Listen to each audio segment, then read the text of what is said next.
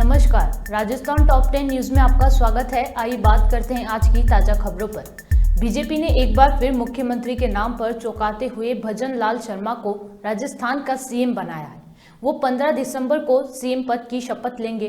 भजन लाल शर्मा का नाम जैसे ही बीजेपी ने लिया, वैसे ही सारे के सारे नेता सरप्राइज हो गए, क्योंकि भजन लाल शर्मा का नाम राजनीतिक गलियारों में कभी चर्चा का विषय नहीं बना।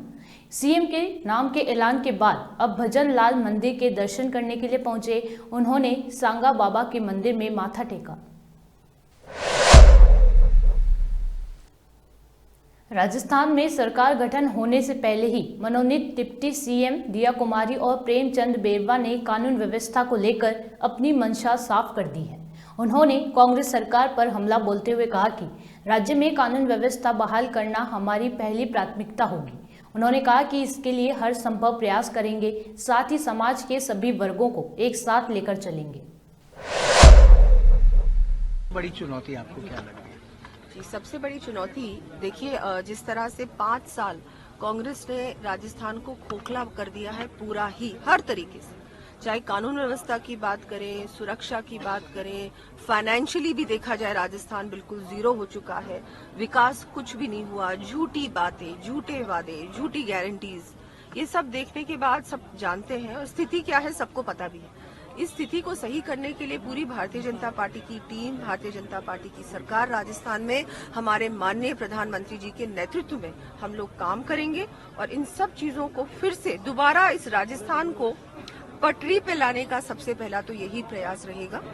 और जिस तरह से विकसित संकल्प यात्रा की भी शुरुआत होने वाली है 16 तारीख से, उसमें भी पूरी तरह से हम लोग जुड़ेंगे, जनता को जोड़ेंगे और केंद्र सरकार की जो जितनी भी योजनाएं हैं वो जनता तक पहुंचाने का काम भी हम लोग करेंगे, जो कि 5 साल में नहीं किया कांग्रेस सरकार ने। वंचित रखा, हर व्यक्ति को योजना से भी वंचित रखा, विकास से भी वंचित रखा, उनके जो मूलभूत सुविधाएं हैं, उनका अधिकार है, उससे भी वंचित रखा कांग्रेस सरकार ने। तो प्राथमिकता यही रहेगी। बतौर उप मुख्यमंत्री, वैसे तो आपने बताया कि कई जगह दिक्कत है, लेकिन बतौर मुख्यमंत्री दिया कुमारी जी क्या सोचती है कि सबसे पहला काम ये किया जाना है? बिल्कुल उप मुख्यमंत्री, और देखिए ये तो सब चीजें आगे की योजना के हिसाब से होगा। अभी सरकार बनेगी, उसके बाद हम लोग पूरी प्लानिंग होगी, हमारे जो मुख्यमंत्री जी हैं उनके नेतृत्व में पूरी सरकार में क्या करना है, किसको करना है, कौन सा डिपार्टमेंट कौन संभालेगा, ये सब चीजें होंगी। केंद्र सरकार के मार्गदर्शन में हम लोग काम करेंगे, हमारे माननीय प्रधानमंत्री जी के मार्गदर्शन पर। जो कुछ आगे होगा वो आपको समय समय पर सूचना मिलेगी। लेकिन अभी तो मैं बहुत बहुत धन्यवाद देना चाहूंगी हमारे यशस्वी प्रधानमंत्री जी का, हमारे राष्ट्रीय अध्यक्ष जी का, हमारे गृह मंत्री जी का, हमारे जो राजनाथ सिंह जी हैं उनका, और हमारे प्रदेश के नेतृत्व का, अध्यक्ष जी का, सभी प्रभारी गण का, सभी हमारे वरिष्ठ नेतागण का, कि मुझे ये जिम्मेदारी आपने सौंपी, इस लायक समझा, और प्रदेश की जनता का भी, मेरे क्षेत्र की जनता का भी, कि आपने मुझ पर इतना विश्वास किया, इतना आशीर्वाद रखा, और हम सब लोग मिलकर आप लोगों के हर काम करेंगे। आप लोगों की बहुत सारे काम जो आप लोगों को अभी तक सारी उम्मीदें हैं, अपेक्षाएं बहुत हैं भारतीय जनता पार्टी से, और होनी भी चाहिए। जिस तरह से मोदी जी काम कर रहे हैं, केंद्र सरकार ने काम किया है, तो प्रदेश अब बहुत देख रहा है कि अब राजस्थान एक बहुत सही दिशा में जाने वाला है, और बिल्कुल हम सब काम करेंगे। मैम, क्षेत्र की जनता का आभार जता रही थी अब तो आपकी सवाई माधोपुर की भी जनता है, राजसमंद की भी है, विद्याधर नगर की भी है, तो आपको लगता है कि राजस्थान में जिस तरीके से लोग आपको पसंद करने लगे हैं, तो ऐसे में आपको लगता है कि जनता से जुड़ी सबसे पहली चीज क्या हो सकती है? देखिए, मुझे पसंद करने लगे या नहीं मैं नहीं जानती, लेकिन जिस तरह से हमारे माननीय प्रधानमंत्री जी को सब लोग, एक इतने लोकप्रिय नेता इस पूरे देश में नहीं हुए, पूरे विश्व में नहीं हुए, पहली बार इतना लोकप्रिय नेता, और उन्हीं की वजह से हम लोग ये जीत रहे हैं, मैं तो ये मानती हूँ।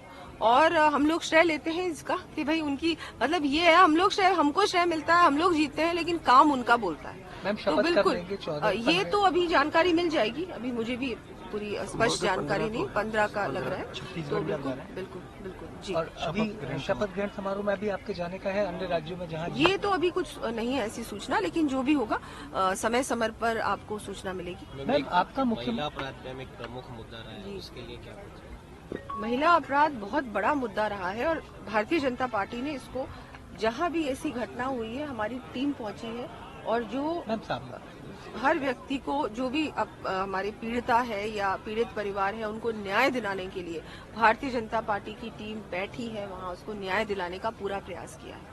लेकिन कांग्रेस की सरकार हम सब जानते हैं गहरी नींद में सो रही थी और अब बिल्कुल प्राथमिकता ये रहेगा। हमारे जो संकल्प पत्र में भी ये स्पष्ट है कि महिला अपराध बिल्कुल भी सहा नहीं जाएगा, कड़ी कार्रवाई भी होगी, प्रॉपर इन्वेस्टिगेशन होगी और इसमें जो भी कुछ प्लानिंग से हमको काम करने हैं वो पूरे स्टेट में होंगे। मैम, आपको लगता है कुछ ऐसी योजनाएं थी जो पूर्ववर्ती सरकार की थी, खासतौर पर स्वास्थ्य के क्षेत्र में, आपको लगता है जनता देखिए ये सारी चीजें अभी सरकार बनेगी उसके बाद जो भी हम लोग करेंगे, कैसे करेंगे, आपको जानकारी मिलेगी। बहुत बहुत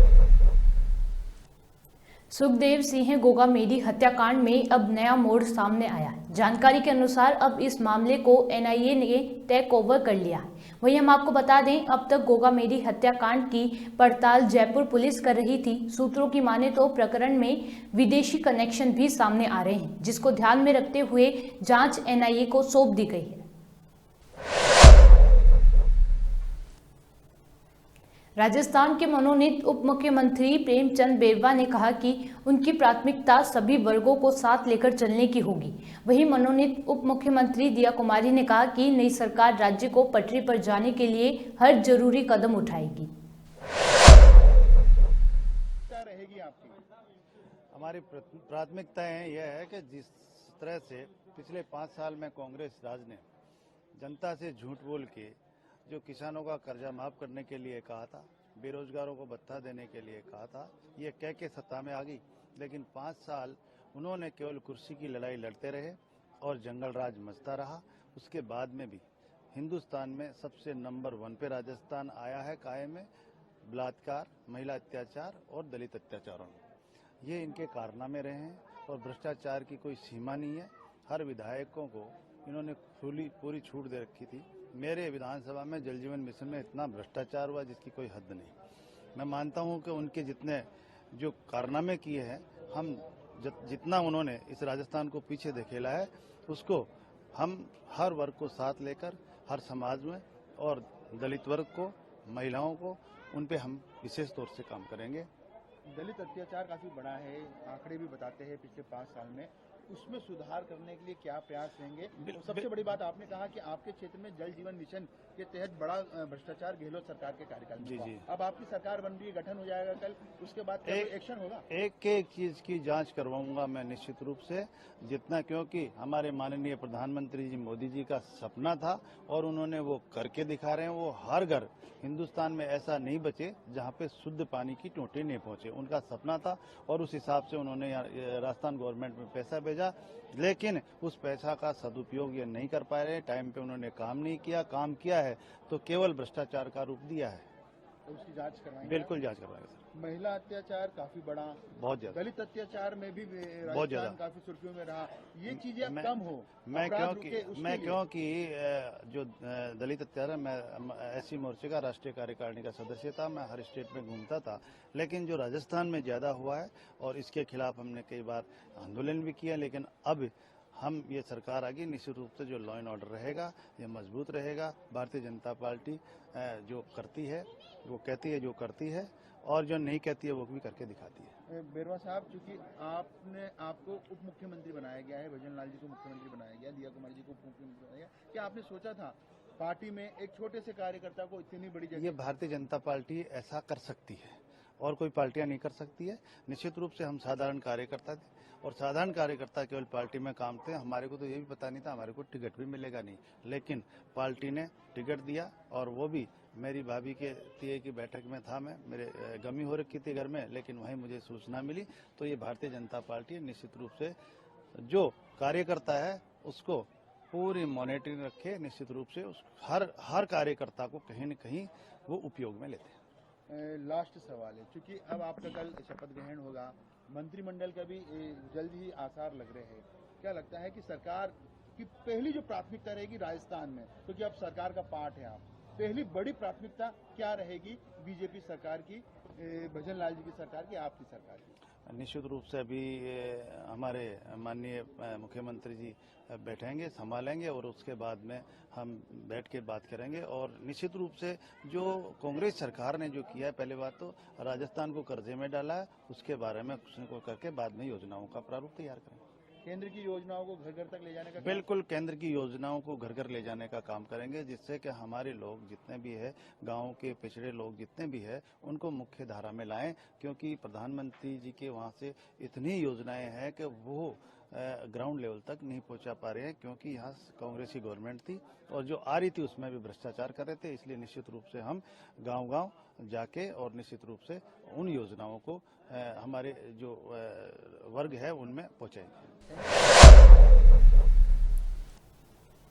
कोटा में एक दिल दहला देने वाली घटना सामने आई है, जहां जेईई की तैयारी कर रहे स्टूडेंट की सरिये से हमला कर हत्या कर दी गई। स्टूडेंट को सरेआम सड़क पर दौड़ा दौड़ा कर पीटा गया, लोहे के सरिये और चेन से हमला किया गया। भीड़ जुटी तो हमलावर लहूलुहान हालत में उसे छोड़कर भाग गए। बाद में उसे हॉस्पिटल ले जाया गया, जहां उसकी मौत हो गई। कोचिंग का क्षेत्र है, ये कोचिंग के जो आपस के जो लड़के हैं उनमें कुछ आपस में ग्रुप था, उस ग्रुप में पूर्व में विवाद चल रहा था। उसको देखते हुए कल इनका कोई झगड़ा हुआ। झगड़ा होने पर रामवीर रौनक जो क्या करतार गंगा देवरिया गांव गोरखपुर के रहने वाला है, उसके साथ कुछ झगड़ा हुआ। कुछ लड़कों ने, कोचिंग के लड़कों के झगड़ा हुआ, जिसमें उसकी ऐसी जाहिरा चोट तो नहीं थी, लेकिन अंदरूनी चोट थी। अस्पताल दिखाया है, जिसमें उसकी डेथ हुई। और उनकी मदर है, रीमा देवी हैं, उन्होंने रिपोर्ट दी है और इसमें 7-6 करके लिखे हैं, नाम लिखा है और कुछ अन्य लड़के लिखे हैं।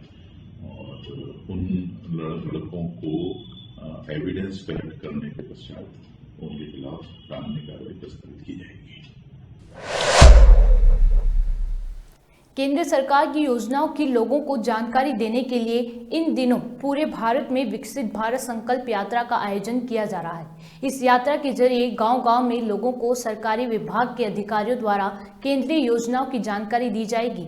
संकल्प यात्रा 15 दिसंबर से शुरू की जाएगी। अलवर जिले की मालखेड़ा थाना पुलिस ने ब्लाइंड मर्डर का महज 24 घंटे में खुलासा कर 3 आरोपियों को गिरफ्तार किया है। पत्नी, बेटी और भतीजे ने मिलकर इस घटना को अंजाम दिया। पुलिस की टीम आरोपियों से गहन अनुसंधान में लगी है। लोकसभा में बुधवार को सुरक्षा में चूक का बड़ा मामला सामने आया। इस बीच कार्यवाही के दौरान ही 2 युवक दर्शक दीर्घा से सीधा सदन में कूद गए। लोकसभा में हंगामे के दौरान हनुमान बेनीवाल, मलुक नागर और गुरजीत सिंह अजोला ने भी उपस्थित थे। उन्होंने युवकों को काबू करने में अहम भूमिका निभाई। तीनों सांसदों की दिलेरी देख अन्य साथी सांसदों ने उनकी तारीफ की और उन्हें रक्षक के रूप में संबोधित किया। साथ ही सदस्यों ने फरिश्ते बनकर आए तीनों सांसदों की तारीफ करते हुए सेल्फी भी ली। घटना हुई थी, आपने सबसे पहले एक आरोपी को पकड़ा भी था। अब तक 5 लोग गिरफ्तार हो गए हैं, 6ठे की तलाश जारी है। आप क्या कहेंगे, क्योंकि आज से फिर एक नया दिन है, लेकिन सिक्योरिटी ब्रीच एक बड़ा। देखिए निशान जी, सबसे बड़ी बात कि जो अंदर 4 लोग थे, 2 कूद गए और एक लेडी और एक लड़का उनको सपोर्ट करा था उस दर्शक दीर्घा से, उस विजिटर गैलरी से। वो कहाँ है? तलाश हम उन लोगों की करेंगे जो 4 थे।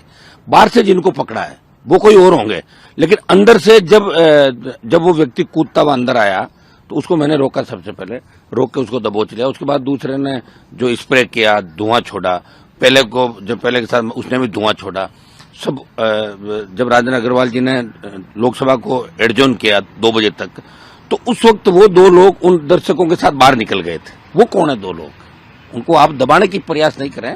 और लोकसभा अध्यक्ष जी का बार बार ये बयान कि घटना मामूली थी, ये ठीक नहीं है। देखिए, ये तो मजाक बना के रख दिया इस देश का। पार्लियामेंट का करोड़ों रुपए लगा के पार्लियामेंट आप बना रहे हो, ऑल पार्टी मीटिंग आप बुला रहे हो, लेकिन हमारे जैसे जो सिंगल मेंबर पार्टी, 2 मेंबर जिसके, 5 मेंबर जिनके, 5 साल में लोकसभा अध्यक्ष ने हमें एक बार भी नहीं बुलाया, फ्लोर लीडर को कभी भी। जबकि प्रधानमंत्री जो मीटिंग लेते हैं उसमें हम सबको बुलाया जाता है। एक तरीके से आप ये कहोगे कि मामला ठीक नहीं चल रहा है, उसी का ही परिणाम है। कहीं न कहीं जिस तरह अंदर विजिटर घुस जाते हैं, कोई एमपी अपनी सिफारिश में 100 आदमियों को ले जाता है, कोई 50 को ले जाता है और कोई 2 को भी नहीं ले जा पा रहा है। ये स्थिति लोकसभा के अंदर है और उसी का परिणाम हमें भुगतना पड़ा। तो सिक्योरिटी को लेकर हम अभी मांग करेंगे, लोकसभा ठप करने का प्रयास करेंगे। एक बार मिल लेते हैं सारे दलों से और हम चाहेंगे ऐसी घटनाओं की पुनरावृत्ति नहीं। जो हुआ है बहुत गलत हुआ है। लोकसभा अध्यक्ष जी को कहना चाहिए कि बहुत बड़ी घटना है। मैं इसको, चूंकि चीफ है, हमारे हेड है, इनको ये कहना चाहिए कि घटना गंभीर है और मामले में मैं कार्रवाई करूंगा। और उनको ये नहीं कहना चाहिए कि मामूली घटना थी, कुछ भी नहीं था। ये कह के और जले पे नमक छिड़कने को। राजस्थान में बीजेपी ने पहली बार के विधायक भजन लाल शर्मा को मुख्यमंत्री बनाया है। इसके साथ ही बीजेपी ने दिया कुमारी और प्रेमचंद बेरवा को डिप्टी सीएम बनाया है। अब राजस्थान के नए सीएम 15 दिसंबर को मुख्यमंत्री पद की शपथ लेंगे। इधर अब सियासत में मंत्रिमंडल के नामों को लेकर जमकर अटकलें शुरू हो गई है। सियासी चर्चा है कि मंत्रिमंडल के पहले फेज में 1.5 दर्जन से अधिक मंत्री बनाए जाने की संभावना है। राजस्थान में सर्दी की वजह से लोगों को काफी परेशानी का सामना करना पड़ रहा है। राजस्थान में कई जगहों पर सुबह और रात को धुंध है। इस वजह से वाहन चालकों को भी गाड़ी चलाने में दिक्कत हो रही है। जयपुर मौसम केंद्र की माने तो आगामी 4 से 5 दिन राजस्थान में मौसम शुष्क बना रह सकता है। हालांकि सर्द भरी हवाएं चलने के कारण तापमान में गिरावट जरूर दर्ज की जाएगी। राजधानी जयपुर की बात करें तो 14 दिसंबर तक मौसम साफ रहने का अनुमान है। राजस्थान टॉप 10 न्यूज में आज के लिए सिर्फ इतना ही। देखते रहिए पॉपुलर टीवी। धन्यवाद।